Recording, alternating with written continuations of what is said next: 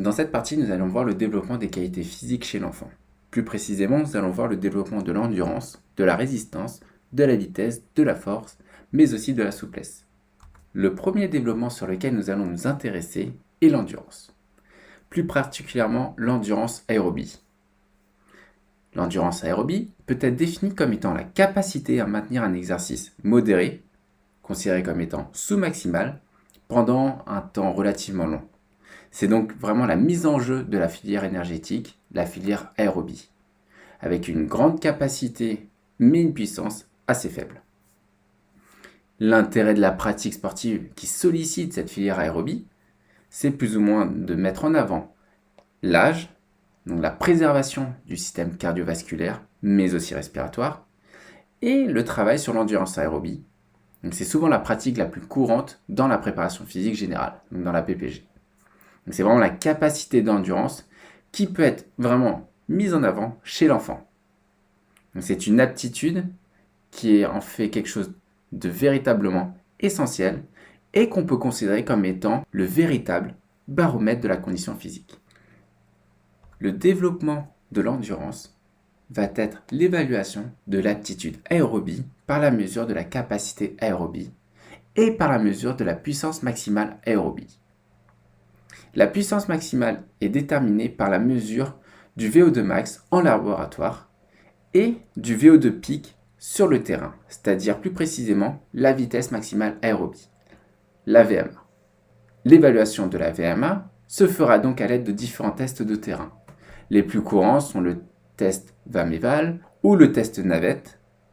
Néanmoins, il faut bien comprendre que sur les tests navette, on ne donne qu'une approximation de la VMA pour des vitesses de course qui sont supérieures à 10 km/h.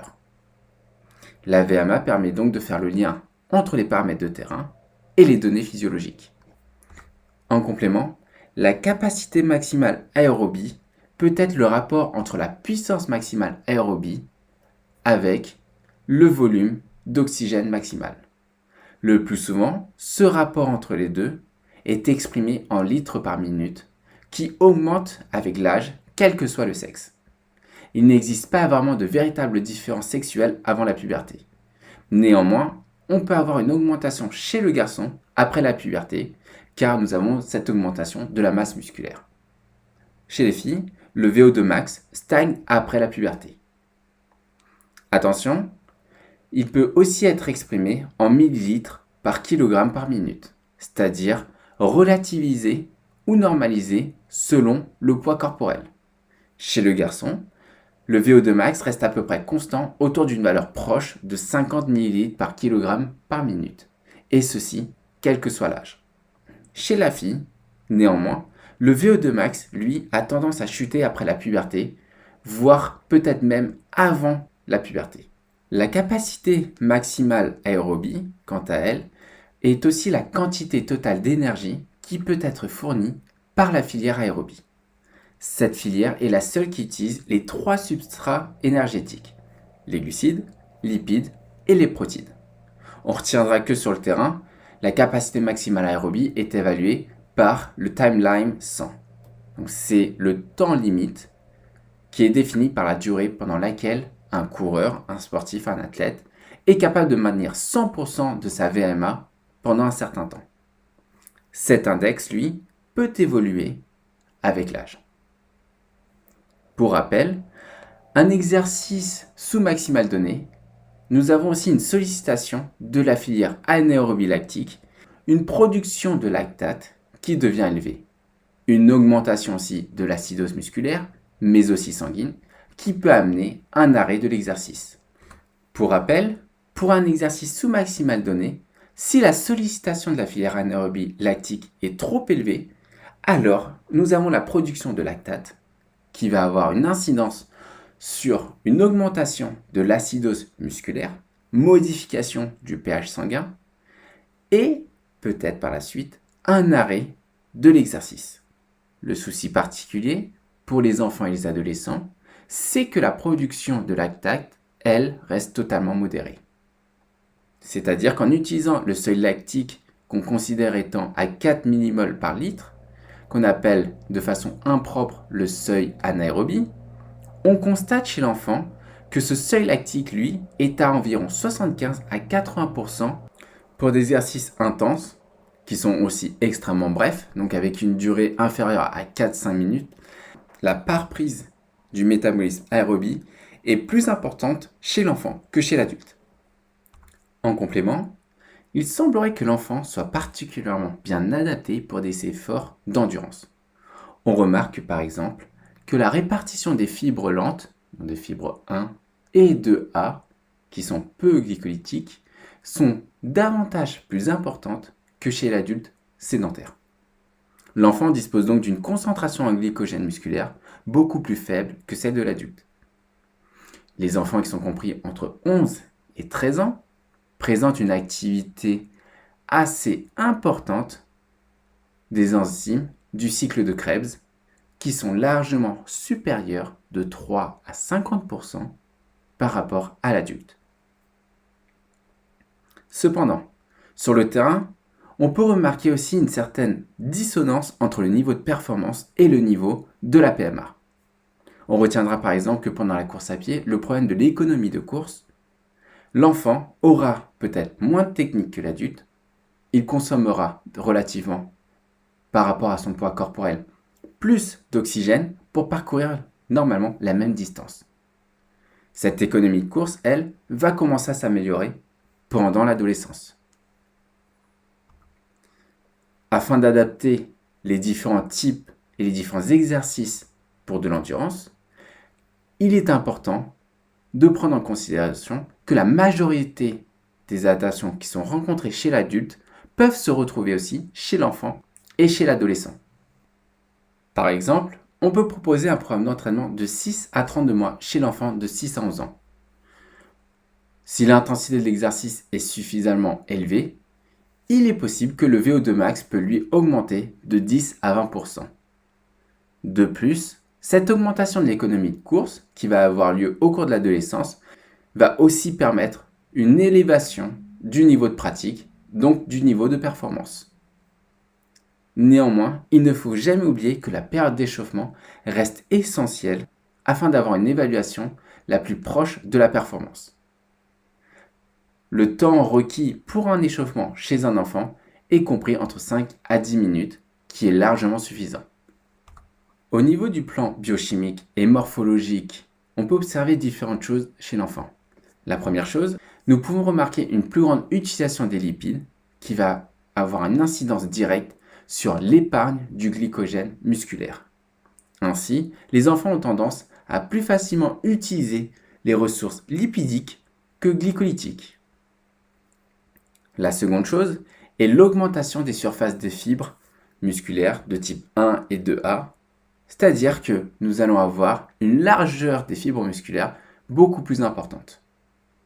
Il a été mis en avant que, à travers des exercices, des garçons de 11 à 13 ans, entraînés pendant 4 mois, augmentent de façon importante, plus précisément de 39%, leur quantité en phosphocréatine et une élévation d'environ 31% du glycogène musculaire et enfin d'environ 83% de leur activité de la créatine kinase, qui permet la catalyse du phosphore pour resynthétiser l'ATP à partir de l'ADP. On retiendra donc que l'entraînement aérobie aura tendance à augmenter également les capacités des autres filières, telles que la filière anaérobie. Afin de développer au mieux ces différentes capacités, cette capacité d'endurance, il faut prendre en considération qu'il existe des périodes qui sont dites favorables au développement aérobie. Les avis restent néanmoins partagés à cause des différentes bases sur lesquelles les scientifiques orientent leurs résultats. La première chose est le problème de l'âge chronologique versus l'âge biologique. Si on se réfère à l'âge biologique, la période la plus favorable au développement des aptitudes aérobies, nous retrouvons cette augmentation à partir donc du second pic pubertaire de la croissance qui accompagne la puberté. De plus, le désentraînement et la perte des capacités d'endurance peuvent être aussi une influence sur le développement de notre athlète. La première chose est le problème lié aux périodes des vacances scolaires de 15 jours, mais aussi de 2 mois selon les grandes vacances. Il faut ainsi tenir compte pour la reprise de l'activité chez l'enfant et chez l'adolescent, mais néanmoins aussi chez l'adulte, qu'il existe des adaptations induites par l'exercice aérobie qui sont totalement réversibles. C'est-à-dire que nous allons avoir une chute de la puissance maximale aérobie, mais aussi une chute de la surface des fibres 1 et 2A. Néanmoins, la reprise adaptée face à cette diminution va permettre de récupérer les fonctions assez rapidement. Ainsi, pour un adulte, un arrêt de 2 semaines va avoir tendance à amener une diminution de la capacité cardiovasculaire. Un arrêt total va amener un retour au niveau de pré-entraînement qui a été réalisé il y a 3 à 8 mois. Nous allons donc avoir aussi une perte d'environ 50% des gains de VO2 max après 4 à 12 semaines d'arrêt total. La perte sera davantage plus importante si on influence et on joue sur l'intensité de travail plutôt que sur la durée ou la fréquence des séances. Ainsi, l'intensité reste un élément clé afin de limiter au maximum le désentraînement et ou la perte. Les différents risques de l'entraînement aérobie chez l'enfant restent extrêmement minimes. Les efforts de longue durée sont des risques qui sont liés à l'intensité et aux contraintes plutôt thermiques externes. On sait que la thermolyse sudorale est moins efficace que chez l'adulte.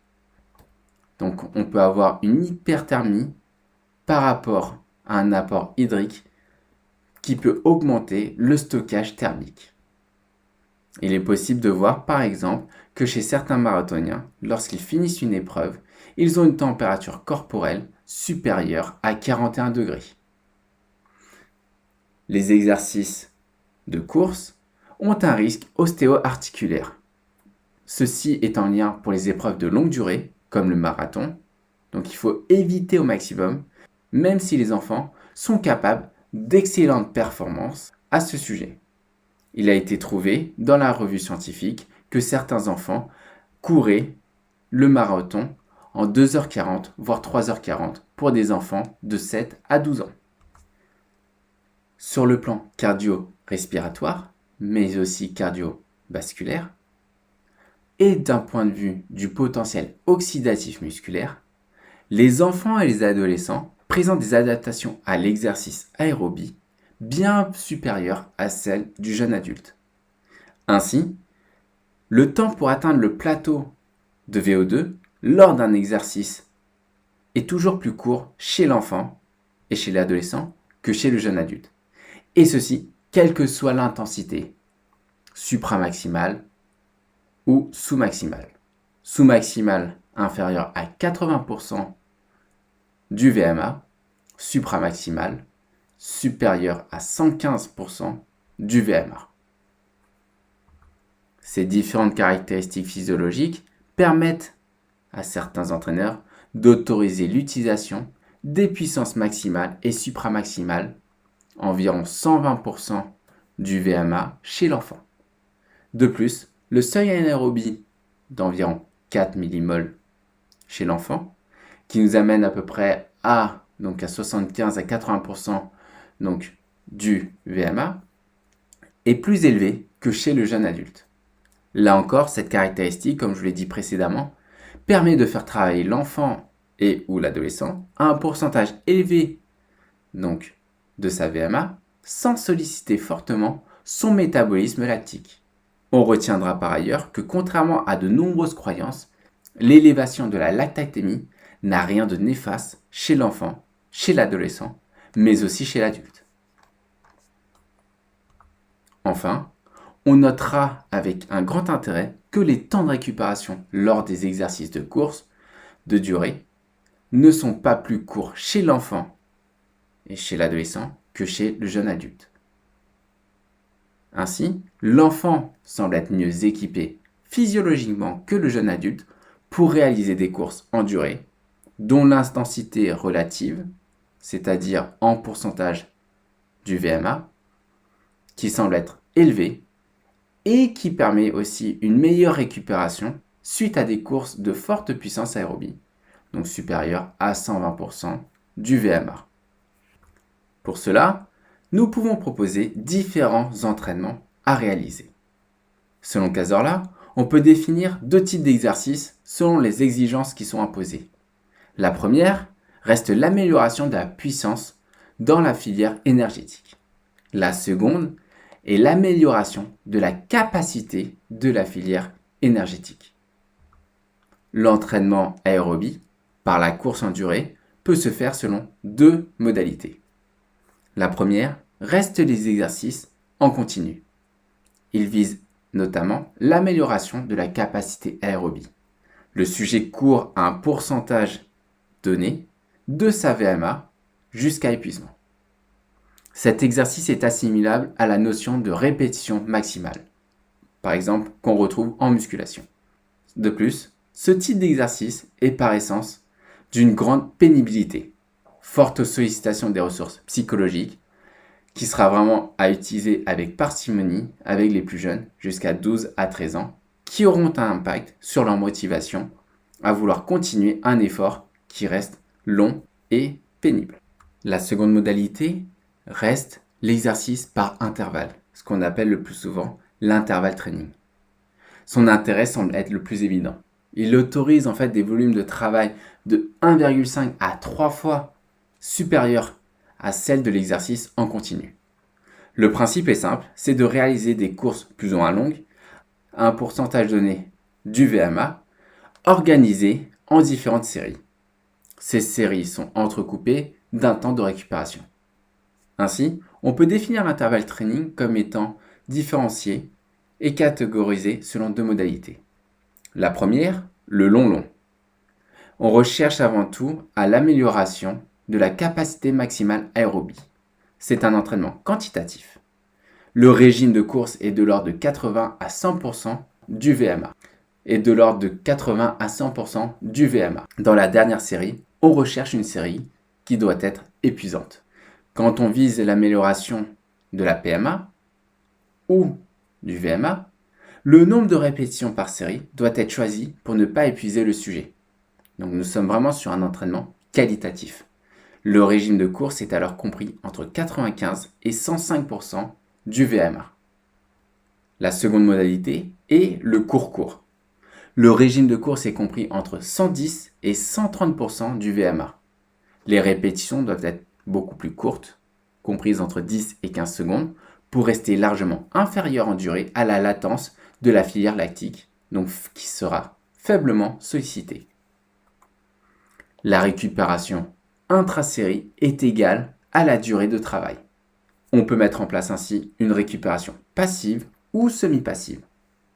Ce type d'exercice revêt un caractère qui peut être ludique et qui est souvent apprécié par les enfants. En principe aussi, le temps de récupération entre les séries est égal à environ 0,5 multiplié par le temps de travail plus 1. Afin d'avoir une idée globale de la planification, nous vous proposons une planification globale prenant en considération les différents exercices, les différentes procédures qui vont vous permettre, selon vos athlètes, selon les enfants que vous avez face à vous, de répondre à vos exigences, à vos différents objectifs. Les exercices à procédure continue ou par intervalle, donc long ou court, selon le temps de récupération et le temps de travail pour l'exercice à intervalle. En continuité, nous pouvons nous focaliser aussi sur la résistance face à un effort. La résistance peut être donc définie comme étant l'aptitude à maintenir un effort d'intensité qui est dit élevé, supramaximal, pendant un temps relativement court, 30 secondes à 2 à 3 minutes. La résistance repose essentiellement sur la mise en jeu de la filière anaérobie lactique. Le glucose, qui reste la source énergétique première, qui provient donc du glycogène musculaire, va avoir une influence et va produire de pyruvate lors de l'action du lactate déshydrogénase, qui va par la suite amener de l'acide lactique, mais aussi donc, du lactate, avec un ion H+, qui va avoir une incidence, une augmentation de l'acidose musculaire, donc une sensation de brûlure musculaire. Le développement de la résistance pendant la croissance, et plus précisément pendant la puberté, semble la phase critique pour la maturation de cette filière énergétique. Chez le garçon, l'évolution de la lactatémie maximale est étroitement liée et corrélée à l'élévation de la concentration en testostérone. Exemple, si on remarque de manière un peu plus précise, les scientifiques ont trouvé à 5 ans un taux de lactatémie compris entre 5 à 6 millimoles par litre et à 15 ans comprise entre 10 à 15 millimoles par litre. Chez le jeune adulte, on peut avoir une augmentation de la lactatémie proche de 20 à 25 millimoles par litre, montrant la résistance face à un effort. En comparant les garçons et les filles, il n'existe aucune différence intersexuelle marquée avant 12 ans, mais des différences qui pourront être marquées après la puberté. Les filles auront une tendance à avoir une quantité de lactatémie beaucoup plus faible que les garçons. De plus, le potentiel anaérobie, même s'il est normalisé, est beaucoup plus faible chez l'enfant que chez l'adulte, mais il augmente pendant la croissance. Le taux de lactate augmente avec l'âge, c'est ce qu'on voit sur le graphique, de même que le taux de glycogène. La faiblesse, si on peut dire ça comme ça, la faiblesse relative de cette filière énergétique chez l'enfant par rapport à l'adulte est certainement due à la moindre activité de la phosphofructokinase, qui est l'enzyme clé de la glycolyse anaérobie, qui permet la transformation du glucose en fructose. À titre d'indication, à 11-13 ans, l'activité de la phosphofructokinase est égale à peu près à 30% de celle de l'adulte. Pour les enfants, il faut ainsi éviter les exercices trop intenses de durée, comprises entre 1 à 2 minutes. Face à cela, il est aussi important de souligner les différents risques durant les entraînements à résistance. L'enfant n'est pas adapté à la résistance, mais est-ce qu'il est adaptable face à cela? Et quelle semble être la période la plus favorable pour débuter l'entraînement en résistance? Les adaptations à l'entraînement de l'enfant et de l'adolescent améliorent et semblent améliorer le rendement de la filière. Nous avons donc un gain modéré à ce sujet-là. En prenant différents tests qui ont été réalisés sur des enfants de 11 à 13 ans qui ont été entraînés pendant 6 semaines, 3 fois par semaine, sur des ergomètres, nous avons pu observer un gain de 5% de la performance face à un groupe contrôle du même âge. Ceci traduit par une baisse du seuil lactique à 4 millimoles par litre en pourcentage de la puissance maximale aérobie. De plus, on peut remarquer que l'activité de la phosphofructokinase semble augmenter de 83% après 6 semaines d'entraînement seulement. Ainsi, il est difficile de véritablement prétendre à une période favorable. Pour le moment, peu de données qui sont disponibles, donc rien n'est clairement, véritablement défini. Néanmoins, l'abus du travail en résistance chez le jeune sportif peut amener des performances précoces, mais une longévité de carrière sportive totalement réduite. Donc il faut arriver aussi à éviter de se spécialiser en résistance trop rapidement. Le désentraînement, lui, va avoir aussi lieu. Néanmoins, on peut supposer, puisqu'il n'y a pour l'instant encore très peu de données qui sont disponibles. La dernière étude qui a été réalisée remonte à 1982 sur des adolescents de 16 à 17 ans, avec une élévation de 21% de la phosphofructokinase par entraînement et une perte de ce gain après 6 mois d'arrêt. Les risques de blessures peuvent aussi être présents. Chez l'adulte, les risques sont majoritairement traumatiques, donc il peut exister des lésions des cartilages épiphysaires, cartilages donc de conjugaison, mais aussi des risques de fractures qui va amener donc des risques d'ossification prématurée avec peut-être un risque de retard.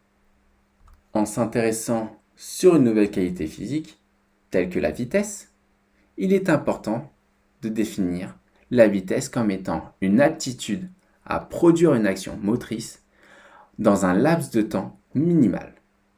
On distingue deux types de vitesse, la vitesse cyclique pour des mouvements cycliques tels que la course à pied et la vitesse acyclique telle que pour les sauts. La vitesse peut être analysée selon différents facteurs qui la déterminent. La première étant le temps de réaction, la seconde la vitesse gestuelle et mouvement sportif, et la troisième est la capacité à maintenir un mouvement sportif avec une vitesse élevée. On retiendra que la vitesse maximale s'analyse souvent en termes d'endurance-vitesse. Le temps de réaction, c'est-à-dire le temps global de l'arc réflexe, qu'on distingue habituellement comme étant le temps de réaction simple en réponse à une information unique, sonore, auditive, visuelle, ou le temps de réaction complexe qui est observé dans une situation où il y a un choix à faire, par exemple dans les activités collectives. Le temps de réaction simple dépend de la maturation, on va dire simple, du système nerveux, la myélinisation, le diamètre des axones, etc. Le temps de réaction visuelle et auditif, lui, peut aussi diminuer pendant la croissance et se stabiliser à partir de 18 et 20 ans. Le temps de réaction auditif est de environ 40 à 50 millisecondes plus bref que le temps de réaction visuelle. La gestuelle ou la vitesse gestuelle, elle est dépendante des facteurs nerveux et musculaires, qui comprend en compte la physiologie et la biomécanique. Avant 10 ans, la gestuelle dépend essentiellement des différents facteurs nerveux. Cependant, quand la charge à mobiliser est trop lourde, l'aptitude de force, ici précisément le rapport force-vitesse, devient l'aptitude principale de la vitesse. Les facteurs nerveux mettent en avant la coordination intramusculaire, c'est-à-dire un geste simple ayant la capacité de synchroniser les différentes unités motrices, qui va permettre donc l'élévation de la fréquence de décharge des unités motrices. Le second facteur nerveux est la coordination intermusculaire. Elle rentre en jeu lors de gestes beaucoup plus complexes. C'est la capacité d'activation des muscles agonistes et l'inhibition des muscles antagonistes. En complément, les facteurs musculaires sont au nombre de 3. La première est la corrélation entre la vitesse gestuelle et la proportion des différentes fibres musculaires, les fibres de type 2B ou 2X. La deuxième chose sont la typologie de myosine, l'activité de l'ATP qui est souvent soit lente, soit rapide. Enfin, la dernière chose est la restitution de l'énergie élastique lors du cycle étirement-renvoi. On remarque ainsi que dans la vitesse gestuelle, la contribution des filières énergétiques anaérobie à lactique, mais aussi lactique, sont difficilement, voire pas du tout, dissociables. On peut prendre en considération, et comme exemple, sur un 40 mètres de course, la lactatémie d'un enfant est d'environ 5 millimoles. L'évaluation de la contribution de la filière alactique ne peut alors se faire que par des tests de terrain très brefs, durée inférieure à 5 secondes.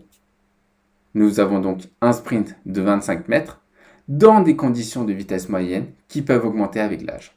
Chez le garçon, nous pourrions être à environ 3,6 mètres par seconde à 6 ans, 5,9 mètres par seconde à 12 ans, 7,8 mètres par seconde à 20 ans. De plus, la différence intersexuelle se voit à partir de la puberté chez la fille. Une modification de la vitesse qui commence à avoir lieu à partir donc de 6 ans, de 3,5 mètres par seconde, à 12 ans de 5,5 mètres par seconde et à 20 ans de 6,4 mètres par seconde. Jusqu'à 9 ans, par la suite, la fréquence de course semble chuter et l'amplitude, néanmoins, elle, commence à augmenter. La puissance maximale des enfants est ainsi largement inférieure à celle de l'adulte, même quand la puissance maximale est normalisée selon le poids corporel. Chez le garçon, elle semble augmenter jusqu'à 19 ans, voire 20 ans, alors que chez les filles, elle plafonne dès 14 ans. L'endurance vitesse, elle, dépend de la capacité de la filière anaérobie lactique. Chez l'adulte, la fréquence gestuelle, donc la puissance maximale anaérobie lactique, ne peut être maintenue que pendant 6 à 8 secondes. Chez l'enfant et chez l'adolescent, l'endurance vitesse est encore plus limitée. Néanmoins, la concentration musculaire en phosphagène, phosphocréatine et ATP est identique à celle de l'adulte.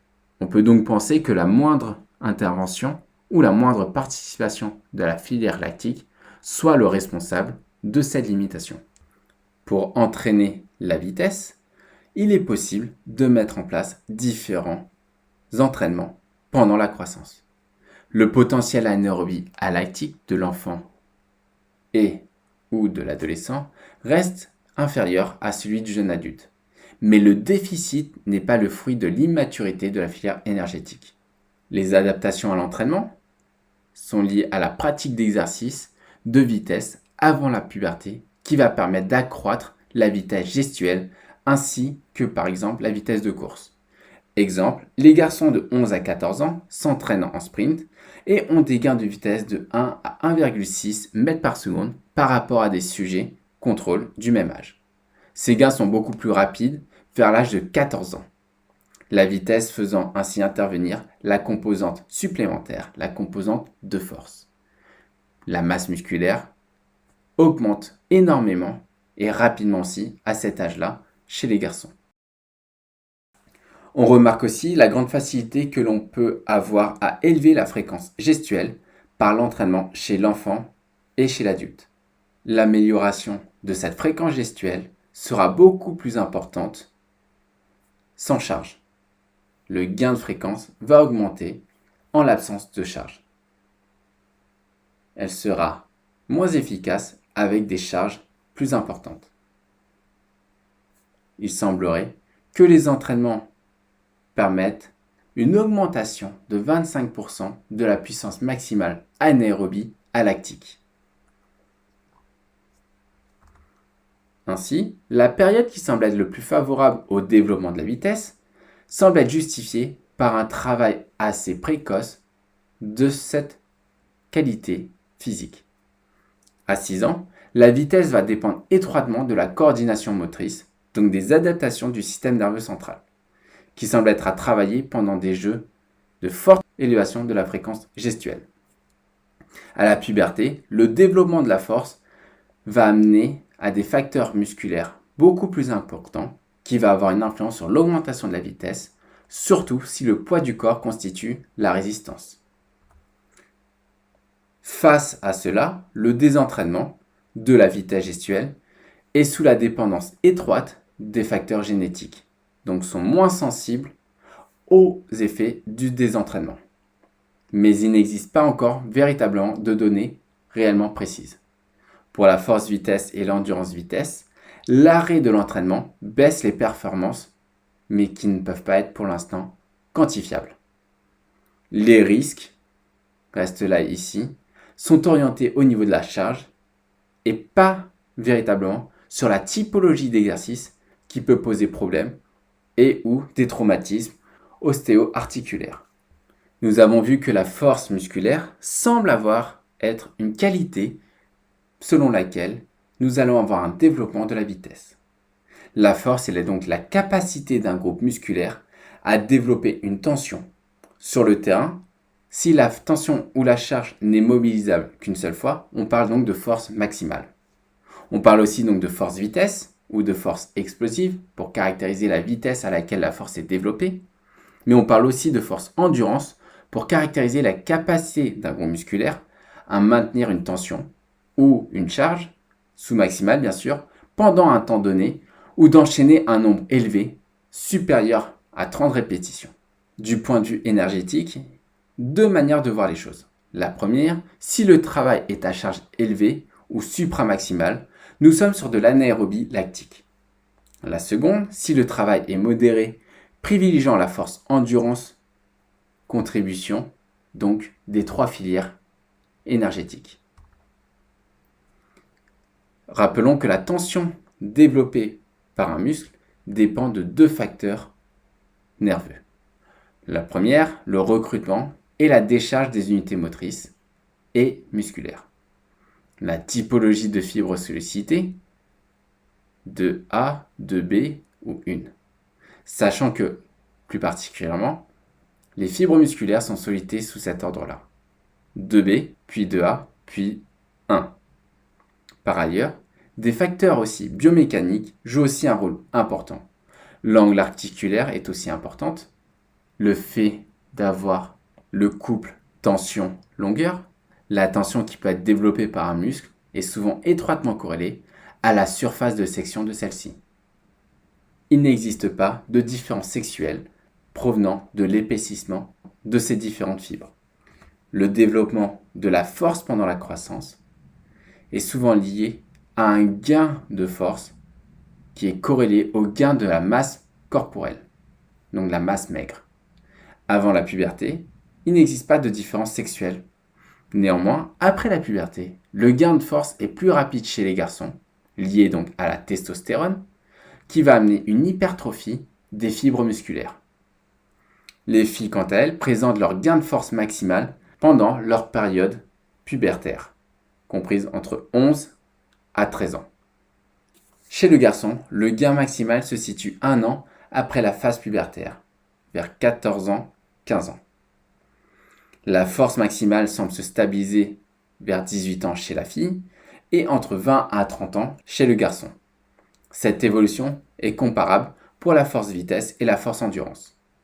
Les sauts pliométriques, donc l'action excentrique-concentrique, mais aussi l'amélioration de la restitution de l'énergie élastique et des réflexes proprioceptifs. Le problème du renforcement musculaire prend en considération le principe de base que le muscle ne se développe que lorsqu'il est soumis périodiquement à une surcharge.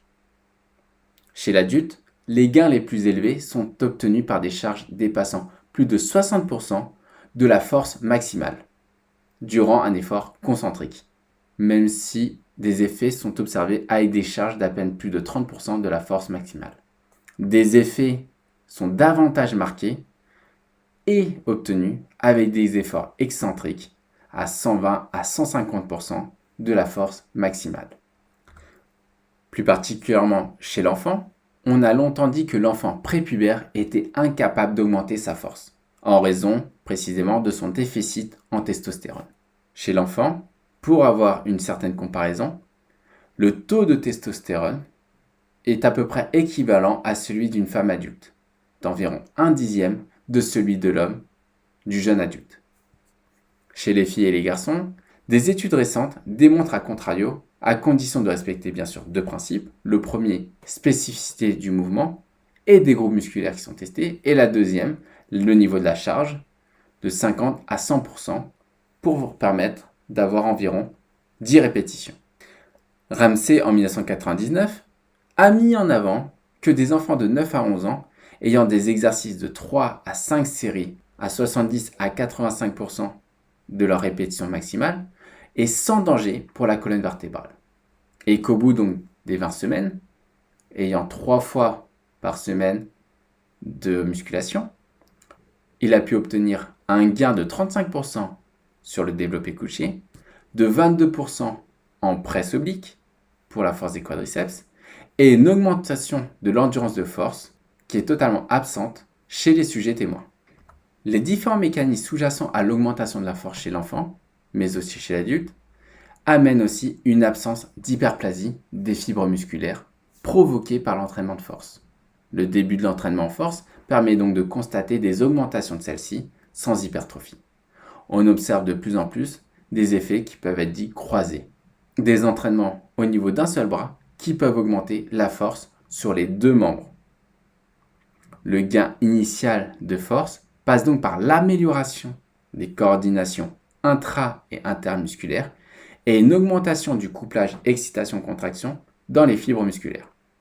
Chez l'enfant pubère, nous avons donc une augmentation de la force sans hypertrophie liés donc à des entraînements combinés, liant à la fois l'endurance aérobie et de la force, qui ne nuisent pas au gain d'endurance, mais qui limitent le gain de force, surtout la force explosive. De ce fait, quelques recommandations sont à mettre pour le développement de la force. Il existe donc des périodes favorables pour le gain de force qui peut être exprimé en pourcentage, qui sont quelquefois plus importantes chez les enfants prépubères et les enfants en pleine puberté. Il n'y a pas de raison biologique pour ne pas entreprendre l'entraînement en force avant la puberté. Des exercices qui peuvent reposer sur cette qualité, tels que l'haltérophilie, n'est donc pas à proscrire. Mais il est essentiel pour la sécurité des enfants de travailler la technique, par exemple, le mouvement, afin d'éviter les traumatismes potentiels dus, par exemple, à la chute de l'haltère, à une mauvaise adoption d'une position entraînant une lésion musculaire ou tendineuse. Néanmoins, il faut aussi bien mettre en avant qu'il ne faut pas manipuler des charges trop lourdes pour ne pas altérer le squelette axial, le squelette de la colonne vertébrale. À l'inverse, on retiendra que le renforcement de la musculature présente de nombreux intérêts dans la prévention des blessures musculo-tendineuses ou tout simplement pour contrecarrer les effets de la sédentarisation précoce. Le désentraînement chez l'enfant sont très peu étudiés. On constate sur le terrain que le désentraînement diminue la force acquise préalablement. La vitesse de perte est en général moindre que la vitesse de gain. Pour ne pas perdre rapidement, on préserve la charge, donc on reste vraiment sur l'intensité de travail, mais on peut aussi espacer les différentes séances sur la fréquence et la durée. La fréquence est donc moins importante que l'intensité pour le gain de force.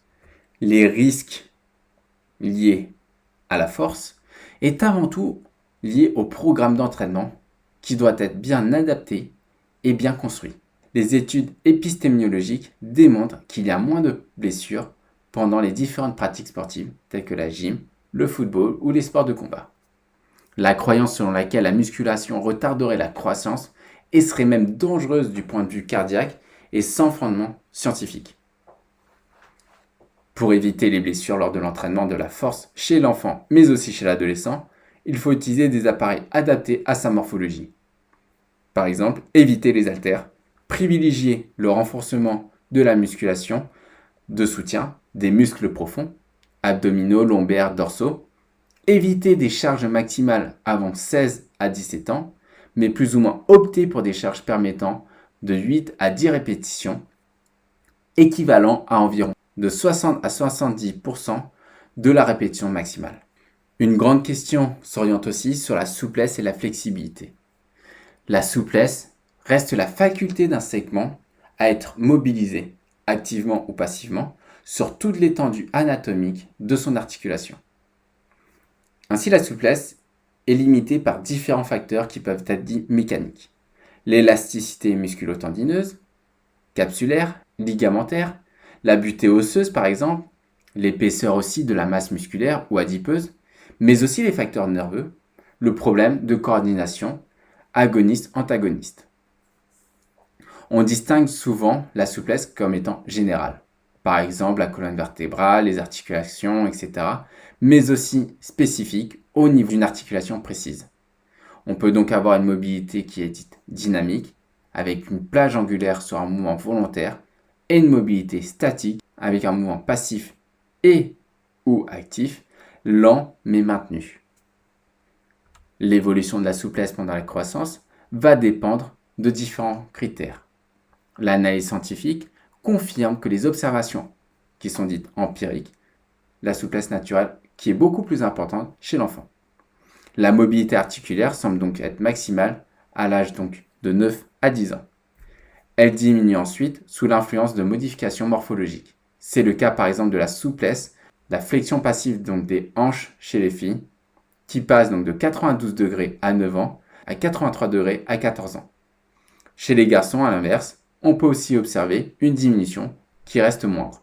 Les garçons à 9 ans ont une flexion passive de hanche proche de 84 degrés et à 14 ans à 80 degrés. La souplesse doit être donc entretenue à l'adolescence. L'avancée en âge entraîne une perte de l'élasticité du collagène. Donc la différence sexuelle des filles qui sont beaucoup plus souples que les garçons provient de deux facteurs. La première chose, la moindre masse musculaire à étirer. Et la seconde chose, les activités hormonales.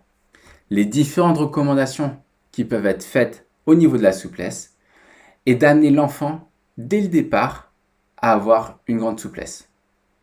Le but de l'entraînement sera tout naturellement de l'entretenir et d'augmenter la souplesse spécifique. Pour un type d'entraînement donné, l'enfant accroît sa souplesse plus facilement que l'adulte. Les gains qui en résultent amènent une réorganisation des fibres de collagène et peut-être d'une réduction de l'excitabilité motoneuronale. Néanmoins, on peut remarquer que l'entraînement de la souplesse n'altère nullement les autres capacités motrices telles que la force ou la vitesse. Le désentraînement, là encore comme pour la force, la perte des gains de mobilité se réalise plus lentement que la vitesse des gains en eux-mêmes. Par exemple, pour des adolescents de 13 à 16 ans, la rétention des gains au niveau de la flexion des hanches représente encore 80% après 21 jours d'arrêt. Les gains obtenus après un programme de stretching de 14 jours, répartis sur 30 jours, sont maintenus si le sujet pratique à minima une séance par semaine. Ainsi, la rétention dépend aussi du type de programme réalisé pour obtenir les gains de souplesse. Cette méthode associative, contraction isométrique plus un étirement préalable, montre des résultats supérieurs à ceux obtenus par un allongement passif seul. Il semblerait qu'il n'y ait pas vraiment de risque lié à un entraînement sur la souplesse. L'entraînement ne doit juste pas engendrer une hyperlaxité qui risque la déstabilisation articulaire et donc la possibilité d'entorse récidivante.